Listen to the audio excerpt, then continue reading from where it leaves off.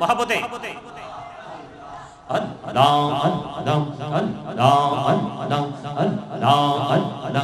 এই নামেতে এত মধু, এই নামেতে এত মধু, জানিনি তো আগের দয়াল, জানিনি তো আগে।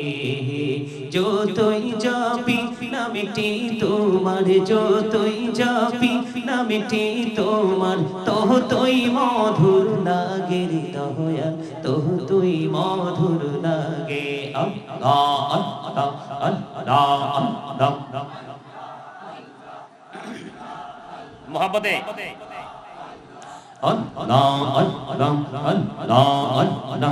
পাগল পাড়া মনটা শুধু খুঁজে দিবানিশি, কেমন করে বলবো গো দয়াল, কেমন করে বলবো গো দয়াল, তোমায় ভালোবাসি।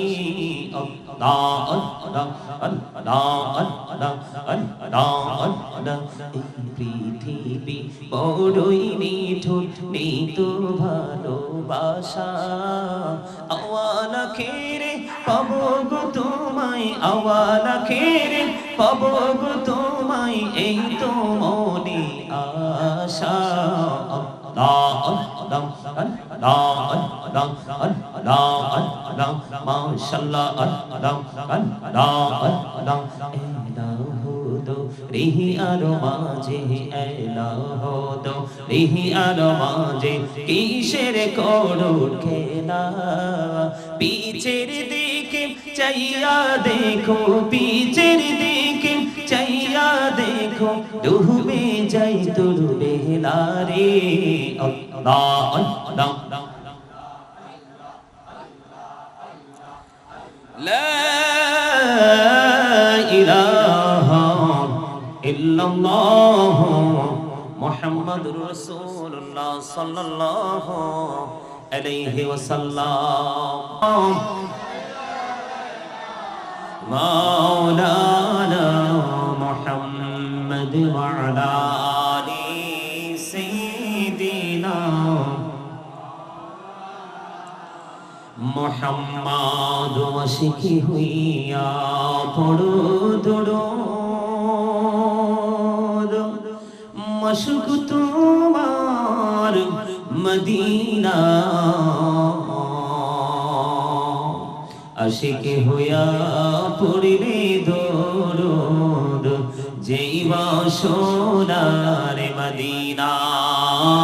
আল্লাহুম্মা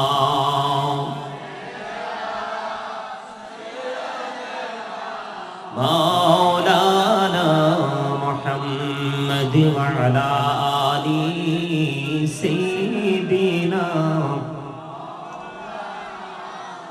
মুহাম্মদ নবী গো, আপনার ভালোবাসায়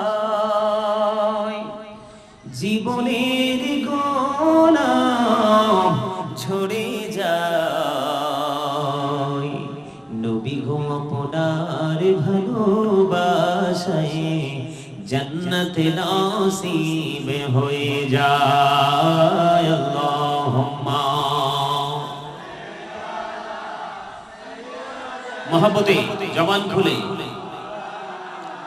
মুহাম্মদ ওয়া আলা আলি সাইয়্যিদিনা মাওলানা মুহাম্মদ। মাটির নিচে বাড়ি মোদের, ওই মাটির নিচে মোদের ঘর, এই দুনিয়ার আপন যারা সবাই হবে মোদের পর। আল্লাহুম্মা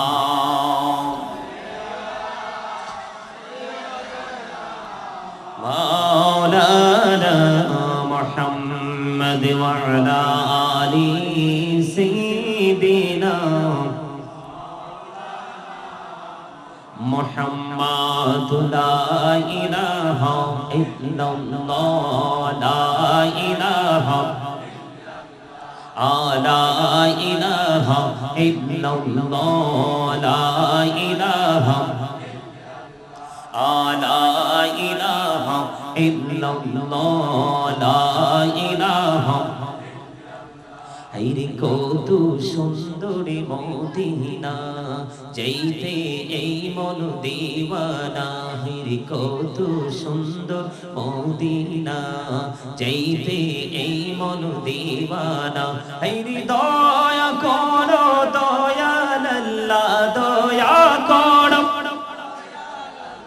নসিব করো মদিনা লা ইলাহা ইল্লাল্লাহ লা ইলাহা হায়রে নামাজে রোজা ছাইরো না মা বাবাকে ভুইলো না হায়রে নামাজে রোজা ছাইরো না মা বাবাকে ভুইলো না হায়রে জান্নাতবাসী হইতে চাইলে জান্নাতবাসী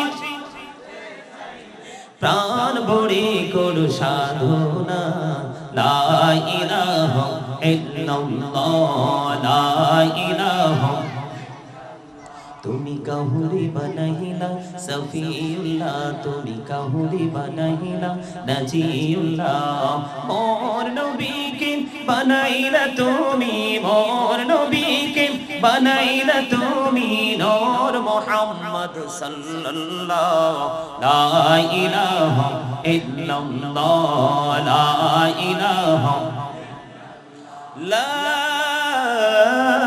ইলাহা ইল্লাল্লাহ মুহাম্মাদুর রাসূলুল্লাহ সাল্লাল্লাহু আলাইহি ওয়াসাল্লাম আল্লাহ আল্লাহ আল্লাহ আল্লাহ আল্লাহ আল্লাহ মহাব্বতে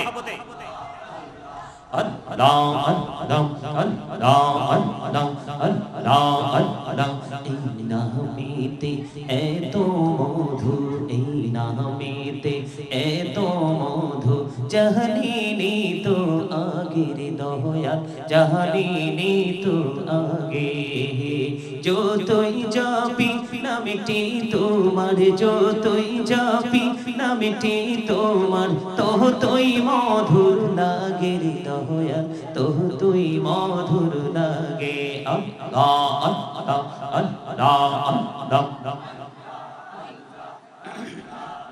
মহাব্বতে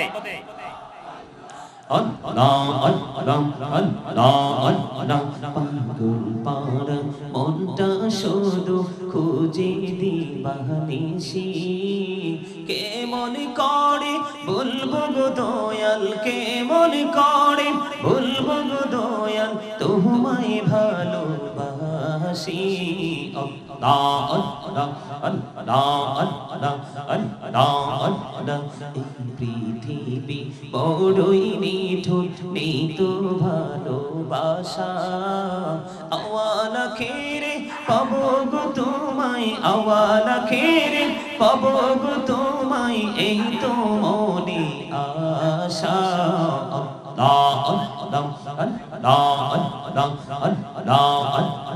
মাশাআল্লাহ রিহি আরো মাঝে এলাহো দো রিহি আরো মাঝে কিসের করুণ খেলা পিছের দিকে চাইয়া দেখো পিছের দিকে চাইয়া দেখো ডুবে যাই তোর বেলা রে আল্লাহ আল্লাহ লা ইলাহা ইল্লাল্লাহ মুহাম্মাদুর রাসূলুল্লাহ সাল্লাল্লাহু আলাইহি ওয়াসাল্লাম।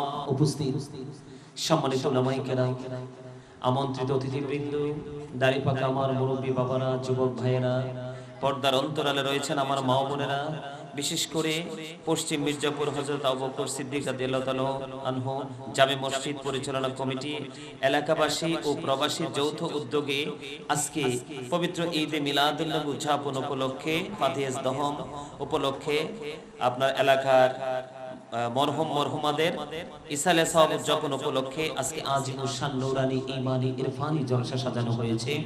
আজকে যারা টাকা দিয়ে, পয়সা দিয়ে, অর্থ দিয়ে, বুদ্ধি দিয়ে, শ্রম দিয়ে, সার্বিক সহযোগিতার মাধ্যমে আজকে যারা এই জান্নাতের বাগান সাজিয়েছেন সকলের প্রতি আমার আন্তরিক সালাম। আসসালামু আলাইকুম ওয়া রাহমাতুল্লাহি ওয়া বারাকাতুহু। সম্মানিত উপস্থিতি, আলোচনা শুনতে আসলে নিজে নিজে কিছু কন্ডিশন নিয়ে আসতে হয়, মানে নিজে নিজেই নিজের মন থেকে, নিজের মানসিকতা থেকে কিছু শর্ত নিয়ে আসতে হয়। কারণ এটা আমরা সাধারণ মানুষ, আমরা সবাই জানি যে এটা একটা মাহফিল, একটা নূরানি জলসা, কিন্তু আসলে সত্যিকার অর্থে এটা হলো একটা ক্লাস। এটা কি? এটা একটা ক্লাস, এটা প্রফেশনাল, এটা একটা টিচিং প্রফেশন।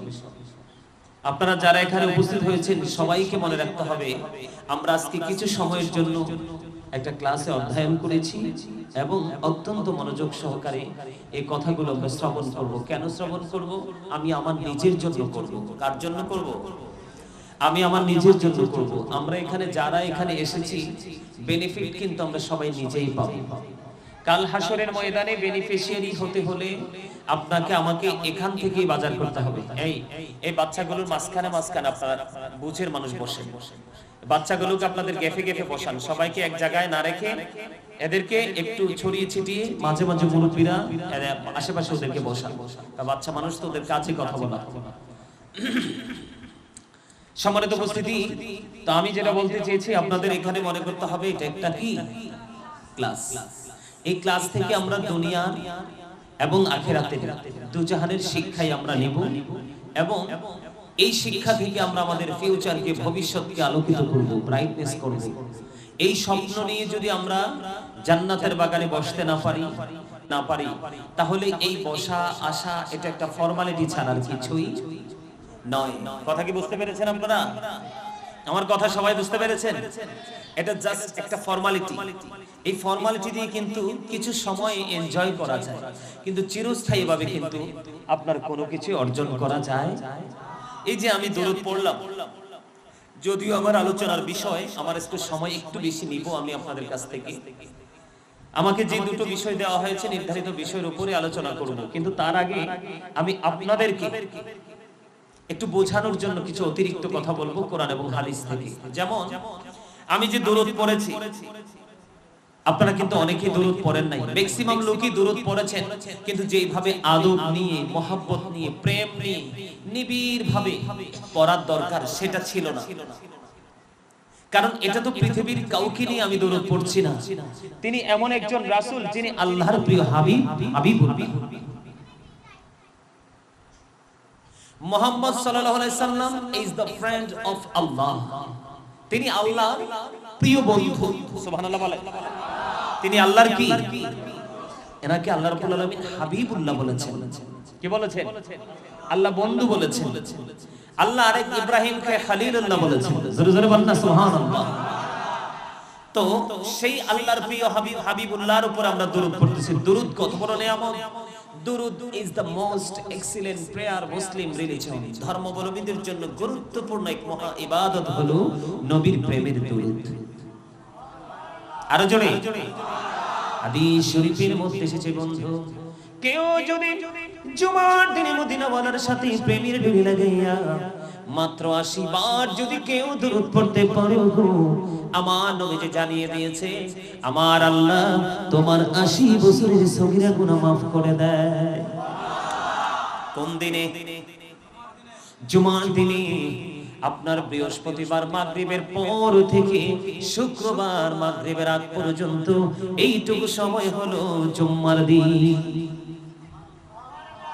দাইলামি শরীফের মধ্যে এসেছে বন্ধু, আমার আপনার প্রাণের রাসূল পশ্চিম মির্জাপুরের আমার মা, আমার বোন, আমার ভাই, আমি আমার বাবাকে ডেকে ডেকে বলবো, হৃদয়ের জানালা খুলে শোনো গো বন্ধু। আমার রাসূল বলেছেন, দাইলামি শরীফের মধ্যে এসেছে হাদিস খানা, হাদিসের রাবী হলেন হযরত আনাস রাদিয়াল্লাহু তাআলা আনহু। আমার আপনার প্রাণের রাসূল তিনি বলেছেন, পশ্চিম মির্জাপুরের মানুষ, আমার ভাই, আমার বাবা, আমার রাসূল বলে দিয়েছে, কেউ যদি মদিনার নবীর সাথে প্রেমের ডোরি লাগাইয়া প্রতিদিন যদি 1000 বার যদি দুরূদ পড়তে পারে, আমার রাসূল বলেছে জান্নাত না দেখা পর্যন্ত তোমার মরণ হবে না। এই জন্য আমি প্রায় সময় বলি, দুরূদ শরীফ পড়ে যারা আশিকে রাসূল, বলেন মিলাদ শরীফ পড়ে যারা আশিকে রাসূল। যিনি হলেন আল্লাহ তাআলার, যিনি হলেন আল্লাহ তাআলার সৃষ্টি কুলের মূল, দুরূদ শরীফ পড়ে যারা আশিকে রাসূল। কেউ পারেন না, বলতে পারেন না? আর জোরে মারহাবা বলেন। আপনাদের সবাইকে বলছিলাম আমি, আপনাদের গ্যাপে কি কোনো সমস্যা আছে? তাহলে সামনে আসেন, আসেন আসেন সবাই, একটু মৌচাকে যেভাবে মৌমাছি বসে সেইভাবে বসেন। আমি আপনাকে বলি, আপনি যখন কোন সিনেমা দেখতে যাবেন, ইসলাম বিদ্বেষী কাজ করতে যাবেন, তখন আপনার মনে কোনো ধরনের কোনো কুমন্ত্রণ আসবে না, কারণ আপনি কুমন্ত্রণের মধ্যে নিমজ্জিত আছেন, ঠিক না? মানে আপনি খারাপের মধ্যে অলরেডি নিমজ্জিত হয়ে আছেন, আপনার আর কোনো খারাপের কথা মনে পড়বে কি বলে কি বলে কি বলে সে খারাপ তো আছেই। আপনি যখন ভালো কাজের মধ্যে নিজেকে আপনার নিয়োজিত রাখবেন, তখন আপনার মধ্যে প্রতিকূল চিন্তা আসবে। কেন জানেন? কারণ বান্দা ভালো কাজ করে আল্লাহর নিয়ামত প্রাপ্ত হোক, এটা শয়তান কখনোই চায়। এই জন্য আল্লাহ রাব্বুল আলামিন বলেছেন, শয়তান is the eternal enemy of the believers. ঈমানদারদের প্রকাশ্য শত্রু হলো শয়তান। ইন্না শাইতানা লাকুম আদুউন ফাত্তাখিযুহু আদুওয়া। জোরে জোরে কোন আল্লাহু আকবার। আর জোরে বলেন আল্লাহু আকবার। একবার বলেন নাউযুবিল্লাহ। কিন্তু আল্লাহ মুমিনকে বলেছেন, ইন্না কাইদা শাইতানি কানা দাঈফা। আল্লাহ বলেছেন শয়তান ডিসিপশন ইজ ভেরি উইক। ঈমানদারের জন্য, মুমিনের জন্য শয়তানের ধোঁকা একেবারে দুর্বল। হাজার চেষ্টা করে মুমিনকে শয়তান আটকাতে পারে না। তার বাস্তব নমুনা হলেন আজকে আপনারা।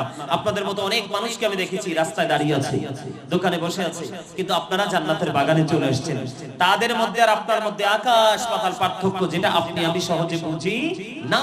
বুঝবো কখন? যখন দু চোখ খেটে আমরা যখন 3.5 হাত মাটির ঘোর, তার মানে বর্জকে জীবনের প্রথম স্টেপ যে কবর, আমি যখন ফিউচারের প্রথম ধাপে যাব, তখন আমি বুঝতে পারবো আমার এই সময় দেওয়াটা কত জরুরি ছিল। কিন্তু তখন বুঝে তো কোনো লাভ হবে না, কারণ আর রিটার্ন ফিরে আসার কোনো সুযোগ নেই। সম্মানিত উপস্থিতি, তাহলে আল্লাহর হাবিব বললেন, যে যত বেশি দরুদ পড়বে কাল হাসরের দিন আমি নবীর সে তত কাছাকাছি থাকবে। আমার ওয়াজ বুঝেন না আপনারা? বুঝবেন কখন বুঝবেন জানেন? যখন আপনার জবানটা টোটালি সাইলেন্ট করে দিবেন। স্টপ ইউর মাউথ এভরিবডি, সকলের জবানকে বন্ধ করে দিতে হবে। সেকেন্ড যে condition, you listening my lecture very attentively. আমার কথা সবাইকে মন দিয়ে শুনতে হবে। মন কিন্তু দেহ নয়, দেহের ভিতর থাকে মন। দেহ কিন্তু আপনার আসল নয়, এটা একটা খাঁচা। এটা কি খাঁচা? প্রত্যেকটা পারসন ডবল পারসন। এই আবারো বলছি, লিসেন টু মি। মন দিয়ে কথাগুলো শুনতে হবে, তাহলে লাইফ স্টাইলকে চেঞ্জ করা সম্ভব। আমি আজকে কি আয়াত তেলাওয়াত করেছি আপনার ইমাম সাহেব বুঝতে পেরেছে? ইয়া আইয়ুহাল্লাযীনা আমানু কু আনফুসাকুম ওয়া আহলিকুম নারা। আল্লাহ বলেছেন, O believers, save yourself and your families from the fire. আমার আল্লাহ ঈমানদারকে ডেকে বলেছেন, তুমি জাহান্নাম থেকে বাঁচো এবং তোমার পরিবারকেও জাহান্নাম থেকে বাঁচাও। এই জন্য আজকে আমি পরিবার নিয়ে আলোচনা করব, এই জন্যই আমি এই আয়াতটা তেলাওয়াত করেছি। আর আমার আলোচ্য বিষয় হলো পরিবার। সুবহানাল্লাহ বলেন না কেন? আর জোরে, আর জোরে, আর জোরে, আর জোরে। আকাশ বাতাস মুখরিত সুবহানাল্লাহ বলতে হবে। তার কারণ আপনার এই আজকে আমরা যারা এই জান্নাতের বাগানে এসেছি, কোরআন হাদিসের ভাষা অনুযায়ী আমরা জান্নাতি মেহমান হয়ে গেছি। আমার রাসূল বলেছেন তোমরা যখন ওই জান্নাতের বাগানে কদমটা বাড়িয়ে দাও তখন তোমরা জান্নাত থেকে ফল খেয়ে নাও। ইয়া রাসূলুল্লাহ, ইয়া হাবিবাল্লাহ, নবী গো, এই জান্নাতের বাগানের ফলটা কি? আমার রাসূল বলে দিয়েছেন এই জান্নাতের বাগানের ফলটা হলো সুবহানাল্লাহ ওয়াল হামদুলিল্লাহ লা ইলাহা ইল্লাল্লাহ সুবহানাল্লাহ ওয়াল হামদুলিল্লাহ লা ইলাহা লা ইলাহা আনহদি আমার নহরের ফুতুল জগৎ করলেন ও জালা রোজ হাসরে করবেন তিনি উম্মতের ফয়সালা সুবহানাল্লাহ ওয়াল হামদুলিল্লাহ লা ইলাহা লা ইলাহা আরশ কুরসি লৌহ কলম সৃষ্টি জাহান ওসিলা আরশ কুরসি লৌহ কলম সৃষ্টি জাহান ওসিলা নিচে আল্লাহ খুশি হইয়া নাম রাখলেন হাবিবুল্লাহ সুবহানাল্লাহ আলহামদুলিল্লাহ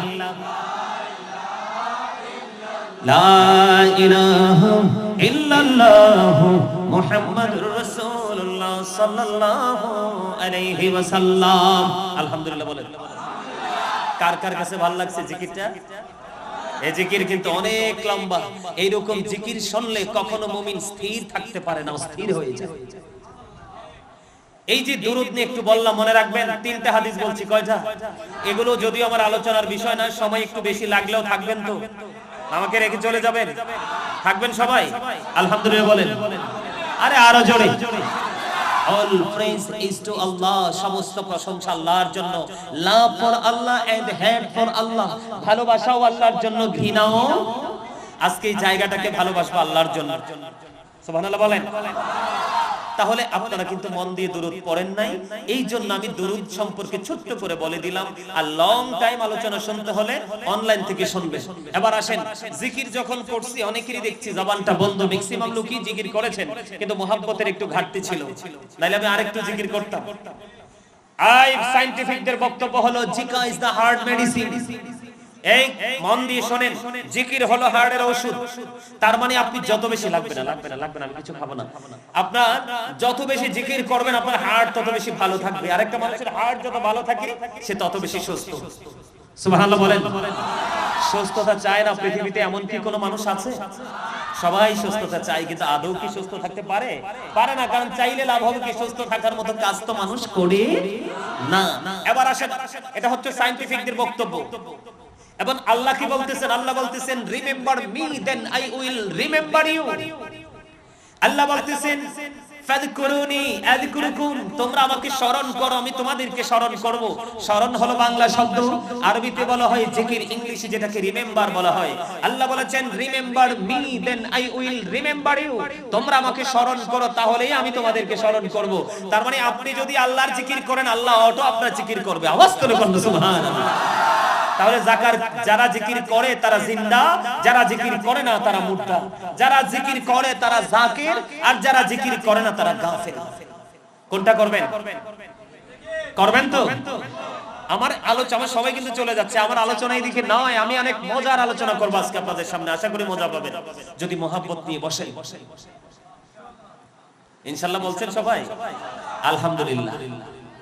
আমার আপনার প্রাণের রাসূল তিনি জানিয়ে দিয়েছেন জিকির দুই ভাবে করা যায়, জবান দিয়েও করা যায়, অন্তর দিয়েও করা যায়। জবান এবং অন্তর দুটোকে মিলে যে জিকির করা হয় এটাই হলো আমার আল্লাহর কাছে সবচেয়ে মধুর জিকির, সবচেয়ে মধুর জিকির। এখন জিকিরটা কি আপনাকে আমাকে বুঝে নিতে হবে। আল্লাহর হাবিব বলেছেন জিকির যখন তোমরা করো এমন ভাবে জিকির করো মানুষ দেখলেই যেন তোমাদেরকে পাগল বলে। বুঝছেন নি জিকির কেমনে করতে হইব?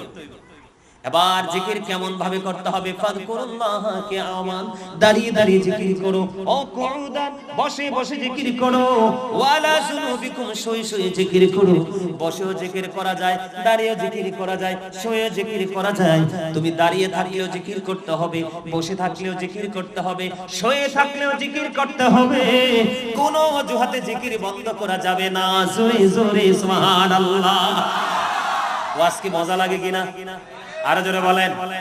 আমার এই চাচার কাছে মজা লাগে, কারণ চাচা অনেক মজা পাইতেছে, শুরু থেকেই দেখছি অনেক মজা পাইতেছে। কর্নার ঠিক না? হোয়াইট কালার চাচা, আলহামদুলিল্লাহ বলেন।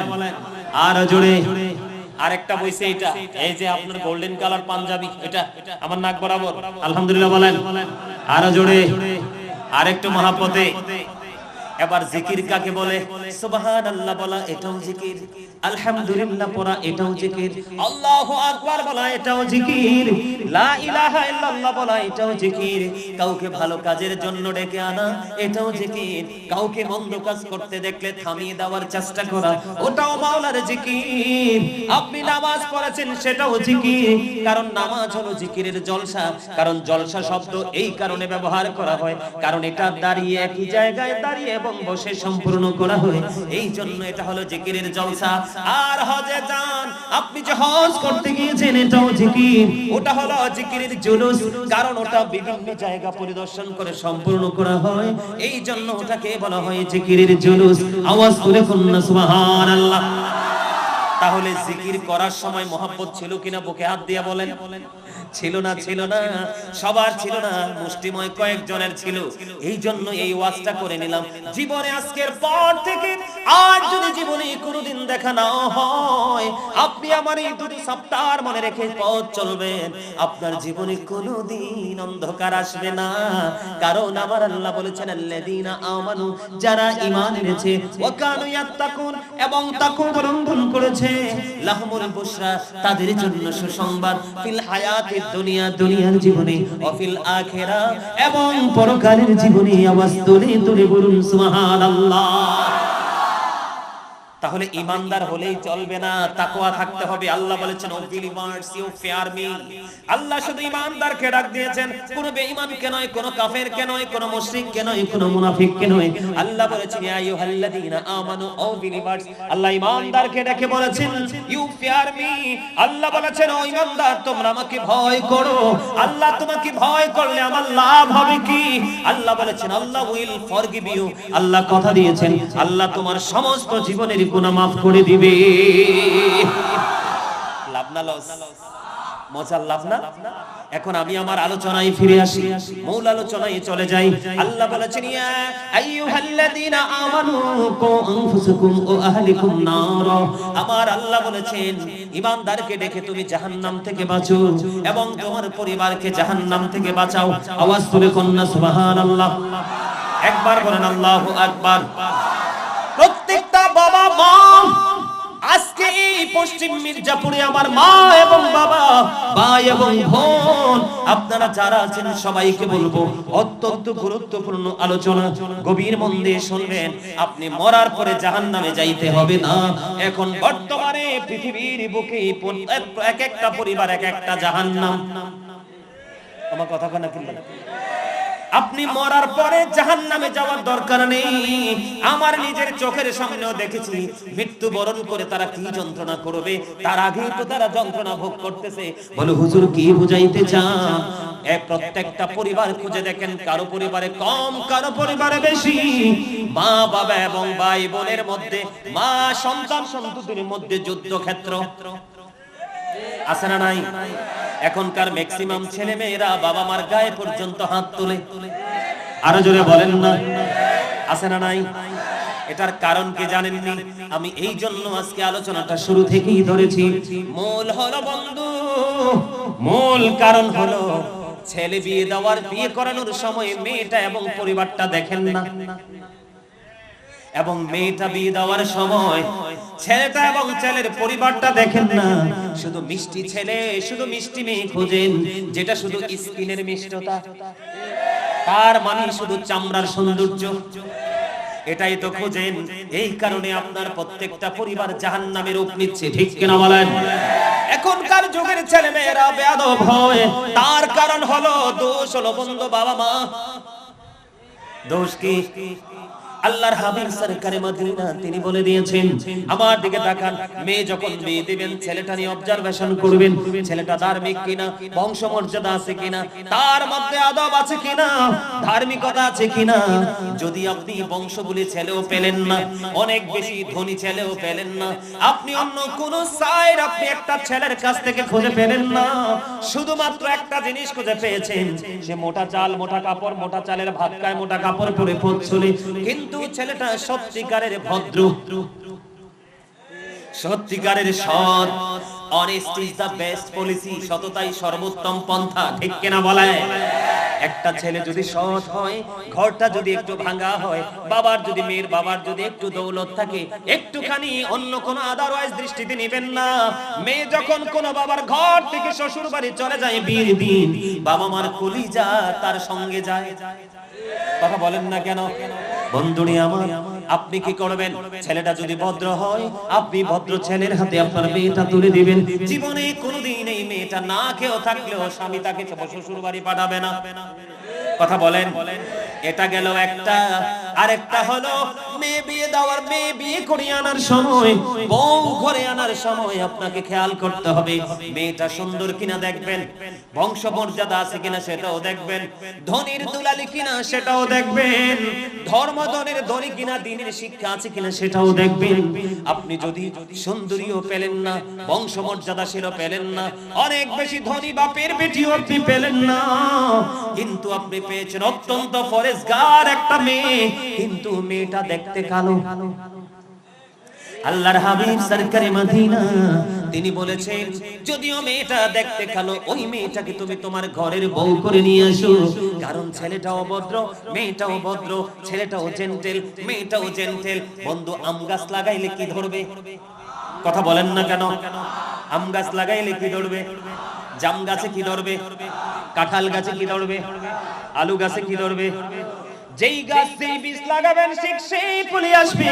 ঠিক তেমনি ভাবে বাবা যদি জেন্টেল হয়, মাও যদি জেন্টেল হয়, তাহলে অটোমেটিক্যালি দুই জেন্টেল মিলে একটা সন্নুরানী সন্তান পৃথিবীতে আসবে, ঠিক কিনা বলেন?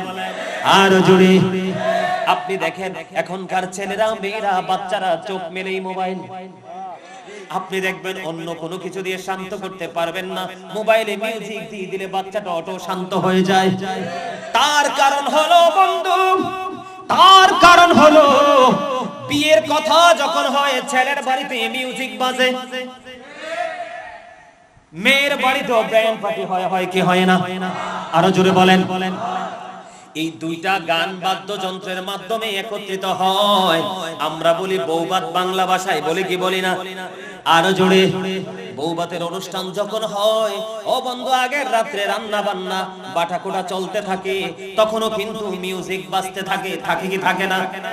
এদিক দিয়ে কিন্তু ছেলে মেয়ের ভাষণও চলে, চলে কি চলে না? এই জন্য বন্ধু, বাচ্চাটাও গানওয়ালা আসে, কি ওয়ালা আসে? আরো জোরে বলেন। বাচ্চাটাও গানওয়ালা আসে, বাচ্চাটাও উশৃঙ্খল হয়, বেয়াদব হয়। এটা ডাক দিলে ডাক শোনে না, কথা কথা লাগাইলে, কথা বললে এটা কোনো কথা কর্ণপাত করে না। কারণ আপনি তো দ্বিধায় বৃক্ষ মেলায় গিয়েছেন, কিসের জন্য? মিষ্টি ফল কেনার জন্য। কিন্তু যাইয়া দেখতেন অত্যন্ত সুন্দর দেখতে মিষ্টি দেখা যায় একটা তেঁতুলের চারা। আপনি ল্যাংরামের চারা বাদ দিয়ে তেঁতুলের চারা নিয়ে আসলেন বাড়িতে, আইনা পুনে দিলেন, এটা বড় হয়ে তেঁতুল দেখলো, পাইকা পড়লো, কামড় দিয়ে দেখেন এমন টকের টক, একটাবার কামড় দিলে দ্বিতীয়বার আর কামড় দেওয়ার ইচ্ছা করে না। আপনি শুরুতেই তো ভুল করেছেন। আমের চারা কিন্তু দেখতে জীর্ণ শীর্ণ সুন্দর না। আমার কথা বলেন না কেন? গাছে আপনার নার্সারিতে যান না, বৃক্ষ মেলায় যান না? আমাদের কুমিল্লা টাউন হলে প্রতি বছরই বৃক্ষ মেলা, অনেক সুন্দর সুন্দর গাছ আসে, সবগুলো গাছের চাইতে শুষ্ক দেখা যায় বন্ধু আমের চারা। সুন্দর না? দুইটা তিনটা পাতা মাথায় থাকে, কিন্তু এটার মধ্যেই তো আসল মজা। কিন্তু অন্যান্য টক ফল, বিশেষ করে তেঁতুলের পাতা দেখছেন নি কত সুন্দর, দেখলেই চোখ জুড়িয়ে যায়। কিন্তু বন্ধু, এটা এত টক, এত দুষ্ট, এটা সবাই খাইতে পারে না। আপনি তো ল্যাংরাম কিনতে যেয়ে তেঁতুলের চারা আনছেন, এখন আপনার বীজ তেঁতুল, কিন্তু আপনি মিষ্টি আম পাবেন কোত্থেকে? এখন চিল্লা চিল্লি করলে কোনো লাভ হবে না। আল্লাহর হাবিব বলেছেন, the music and musical instrument will be increase. আল্লাহর হাবিব বলেছেন, গান বাদ্যযন্ত্র কিয়ামতের আলামত। নাউজুবিল্লাহ বলেন না। গান বাদ্যযন্ত্র ও বন্ধু কিয়ামতের আগে এটা বেড়ে যাবে। জোরে কন্না নাউজুবিল্লাহ বলেন না। এখনকার ছেলেরা কি বেয়াদব কিনা ম্যাক্সিমাম? আরো জোরে, আরো জোরে, আরো জোরে। মুরব্বিদের অন্তর এখনো খুঁজলে পাওয়া যায় আল্লাহ আল্লাহ রাসূলের প্রেম ভালোবাসায় ভরা। বর্তমান প্রজন্মের ম্যাক্সিমাম যুবক যুবতীর অন্তর হিংসা, নোংরামি আর আত্মগরিমায় ভরা। ও আজকে মন দিয়ে শোনেন না? তাহলে জিয়ে তো আস্তে কেন, স্লো কেন? জি তো অনেক সুন্দর হবে, হবে কি হবে না? এক্সাম্পল, গতকালকে আপনাদের এই পশ্চিম মির্জাপুরের ছেলেরা পাকিস্তান বাংলাদেশের খেলা নিয়ে জুয়া খেলছে কিনা? আর জোরে বলেন, আর জোরে বলেন। এটা সমাজকে, জাতিকে ধ্বংস করার জন্য গুরুত্বপূর্ণ ভূমিকা রাখবে। আমি গোড়ায় যাচ্ছি, একটু একটু করে যাচ্ছি, বিরক্ত হন না তো। আল্লাহ কোরআনে কি বলেছেন?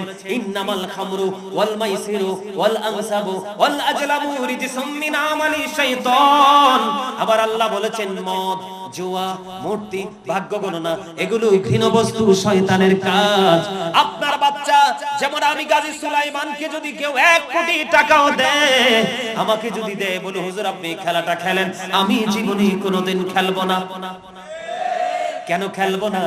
কারণ এটা যে নষ্ট, এটা যে পথভ্রষ্ট, এটা তো আমার মা, আমি যখন বাড়তে শিখেছি তখনই তিনি এটা আমার ব্রেইনে ঢুকিয়ে দিয়েছে। কিন্তু যাদের ছেলেরা জুয়া খেলতেছে, মা বাবার সাথে খারাপ আচরণ করতেছে, ওরা সন্তানকে সঠিকভাবে কি করতে পারে নাই, ইনস্ট্রাকশন দিতে পারে নাই। এই জন্য আজকে এই অবস্থা, ঠিক কিনা বলেন? আমি যেহেতু শুরুটা করেছি, এখন ছেলেরা গান বাদ্যযন্ত্র বেশি পছন্দ করে কি করে না? আমি ছোট্ট করে বলে দেই, আল্লাহর হাবিব বলেছেন, গানের আসরে যাওয়া পাপী লোকের কাজ। মন দিয়ে, কান দিয়ে ধীরতার সাথে গান শোনা, এটা হলো ফাসিকদের কাজ। গানটা শোনার পরে বলে, ও ফ্যান্টাস্টিক, বলে কি বলে না?